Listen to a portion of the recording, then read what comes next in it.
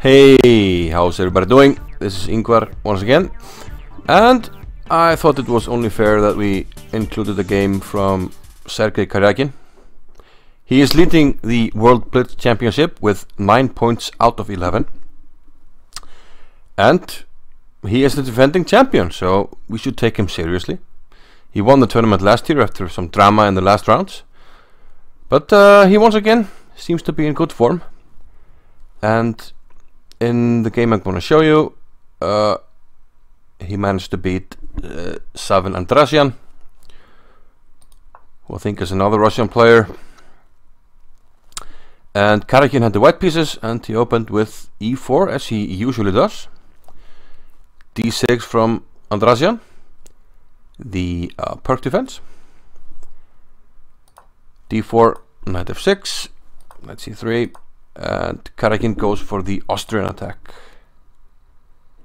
The most aggressive option, bishop to g7, bishop to d3, e5.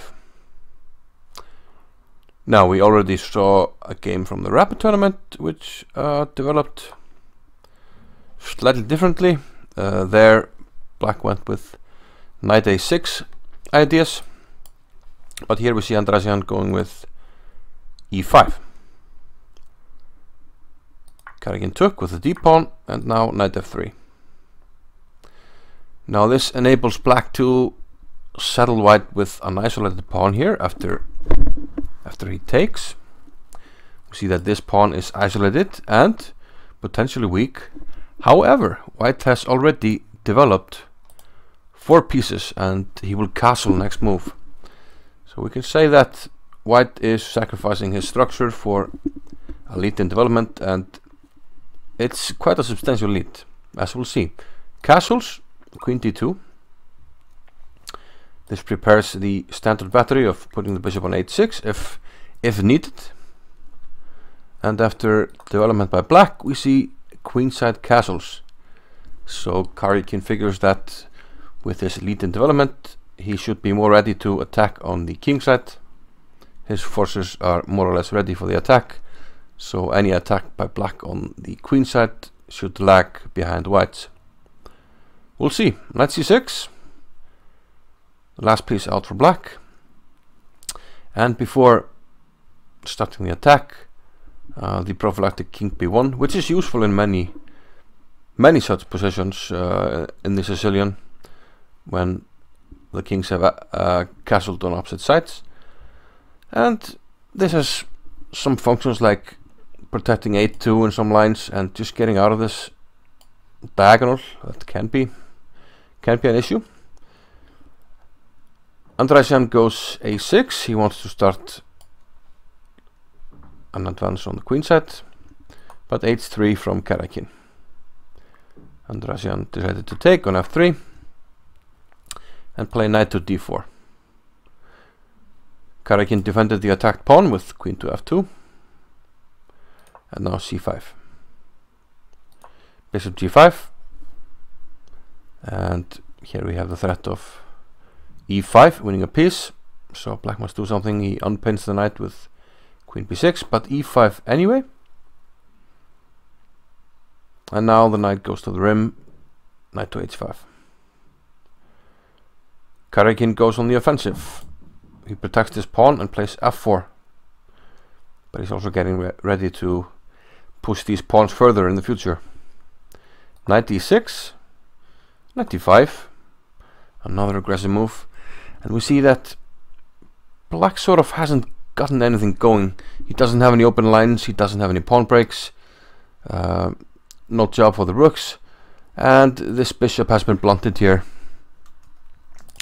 by these pawns. So all in all, black's pieces stand rather badly. And here we see that having played king b1, we don't have to spend that move to protect this.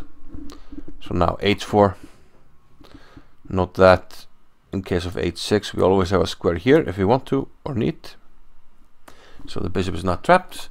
Rook f to e8, bishop to e2, and now things are completely falling apart for black. Like we mentioned, his pieces don't have really good squares, and white is threatening to take here and completely blow open the king side.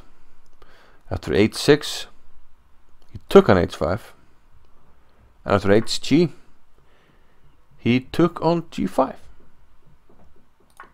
Logical play by Karjakin. Another option was to perhaps play f5 here, which is very aggressive and should work as well. But Karjakin took with the h pawn, which is logical.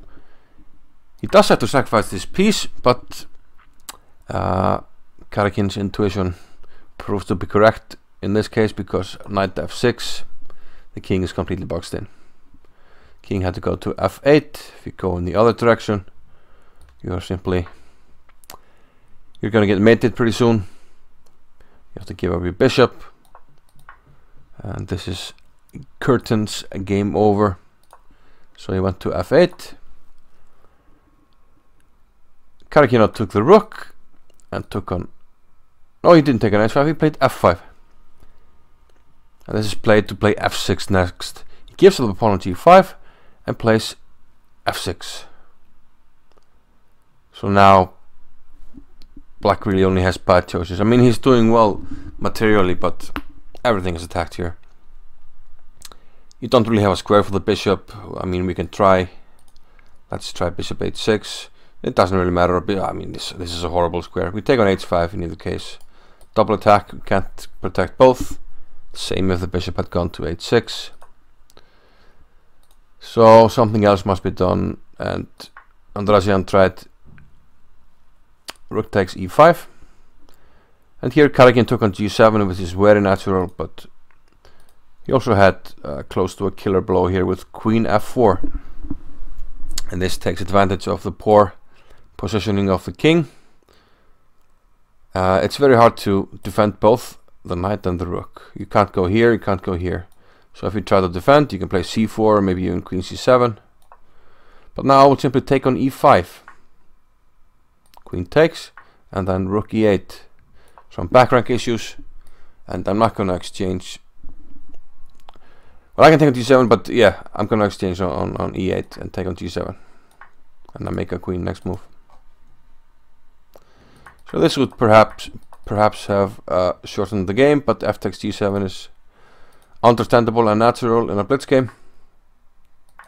King takes g7, and again here Karjakin could have played queen h2, hitting the rook and then taking on h5, which is much more dangerous, but another natural move. Took on h5, queen to b6, trying to get the queen back into the defense somehow. Queen f6, and here I thought Karjakin played a3, but I mean, there can't be anything wrong with this. This is hanging. I mean, what to do really? King g6, then queen h4. We're threatening this, and this is attacked. So, yeah, looks good for white, but the position is so winning that it doesn't really matter. Karjakin went with a3, just making luft, you know, taking no chances. It's a blitz game, you can go wrong at any time, so practical play by Karjakin. Rook f5, queen b8, now we're coming over here to give checkmate, and then on h6, so something must be done. He went king g6. The rook went back to h1, rook f2, and now just coupling some pawns. Queen f5, attacking this, but Karjakin flicked in queen takes a6, and then sneakily protected c2.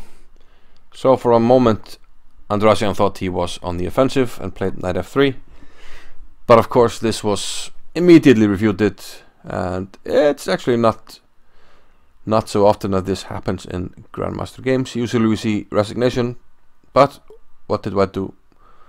Of course he played a queen g8, a checkmate, Czechoslovakia, no soup for you, Mr. Andriasian, and a nice win for Karjakin. So yeah, he's looking great with 9 out of 11 in top form, and Karjakin is 2 points ahead of Carlsen. So Carlsen really needs to ramp up his play on day 2 in the Blitz if he wants to have any chance of winning the World Blitz Championship. But we'll see tomorrow what happens. Stay tuned.